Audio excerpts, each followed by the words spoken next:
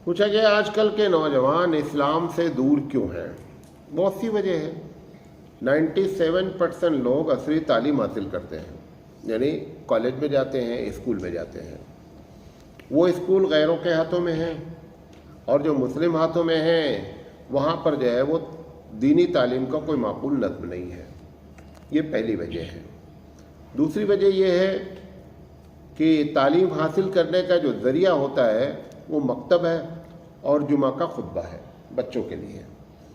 تو مکتب میں جو پڑھانے والے لوگ ہیں وہ ایسے لوگ نہیں رکھے گئے ہیں کہ جن کے اندر صلاحیت ہو، بے روزگار ہیں، لہذا مکتب میں ان کو رکھ دیا گیا ہے، پڑھا رہے ہیں الف با تا سا جیسا دل چاہ رہا ہے۔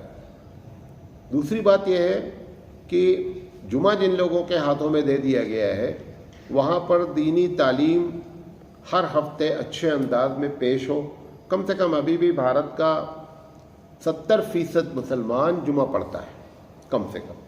یہ 70% لوگ جو جمعہ پڑھتے ہیں، اگر جمعہ سال کا 52 ہوتا ہے، اگر یہ 52 جمعے کا صحیح استعمال ہو جائے تو دین کی تعلیم کا معقول انتظام جمعہ کے ذریعے ہو سکتا ہے، کیونکہ وہ ایسے لوگوں کے ہاتھ میں ہو گیا ہے کہ جس کی وجہ سے جمعہ کیا ہو گیا ہے، ایک دم گویا کہ ناکارہ ہو گیا۔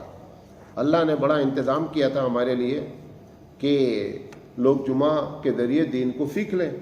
ہمارے نبی کریم صلی اللہ علیہ وسلم جو ہے وہ جمعہ کے ذریعے ہی مسلمانوں کی اصلاح کیا کرتے تھے۔ نبی کریم صلی اللہ علیہ وسلم نے مسلمانوں کی تبلیغ کے لیے کبھی کوئی سفر کیا ہو ایسی کوئی حدیث نہیں ہے۔ آپ کا 2 ہی طریقہ تھا، فجر کے بعد بیٹھ کر کے قرآن کریم کی کوئی آیت یا کوئی بات بتا دیتے تھے، اور جمعہ کے دن وہ باتیں کر دیتے تھے جس کی عوام کو ضرورت ہوتی تھی۔ آج یہ دونوں سلسلہ، کیونکہ قرآن کو آپ نے مسجد سے نکال دیا، 1% مسجد میں قرآن کریم جو ہے وہ تفسیر ہوتی ہے، بقیہ 99% مساجد میں قرآن کی تفسیر نہیں ہوتی ہے۔ تو جو اصل ذریعہ تھا تعلیم کا وہ آپ نے کٹ کر دیا، اللہ کے گھر سے اللہ کی کتاب کو آؤٹ کیا، اس کے نتیجے برآمد ہوئے۔ اور دوسرا ذریعہ تھا کہ جمعہ کے ذریعے، وہ جمعہ آپ نے ایسے لوگوں کے ہاتھوں میں کر دیا ہے کہ جو ایسی باتیں کرتے ہیں جو نہ سر کی ہے نہ پیر کی ہے، کوئی قبر کی پوجا کروا رہا ہے، کوئی بزرگوں کے جھوٹے واقعات بیان کر رہا ہے، ایسی ایسی باتیں کی جا رہی ہیں جس کی وجہ سے نوجوانوں میں اسلام نہیں آ پا رہا ہے۔ آخری بات یہ ہے کہ کچھ وظائف اور فضائل ایسے بیان کر دیے جا رہے ہیں کہ بندہ سوچ رہا ہے کہ شارٹ کٹ سے نکل کے جنت پہ چلے جائیں گے، ضرورت کیا ہے اتنا سب پاپڑ بیلنے کی۔ ابھی میں آج ایک ویڈیو سن رہا تھا، مولانا صاحب کہہ رہے تھے کہ 70,000 مرتبہ اگر آپ کلمہ لا الہ الا اللہ پڑھ لیں تو آپ کی بخشش ہو جائے گی۔ تو پھر کیا ضرورت ہے 1 دن 2 دن کے اندر بیٹھ کر کے معاملہ اپنا حل کر لیں؟ 70,000 پڑھنا ہے، لا الہ الا اللہ محمد رسول اللہ پڑھ لیجئے بیٹھ کر کے۔ جب ہم نے یہ باتیں آپ کو بتائی ہیں کہ 70,000 مرتبہ کلمہ پڑھنے سے، چاہے روزہ نہ رکھے ہو، چاہے نماز چھوڑ رہے ہو، چاہے حرام کھا رہے ہو، لوگوں کا پیسہ لوٹ رہے ہو، 70,000 مرتبہ کلمہ پڑھ لو، معاملہ صاف ہو جائے گا۔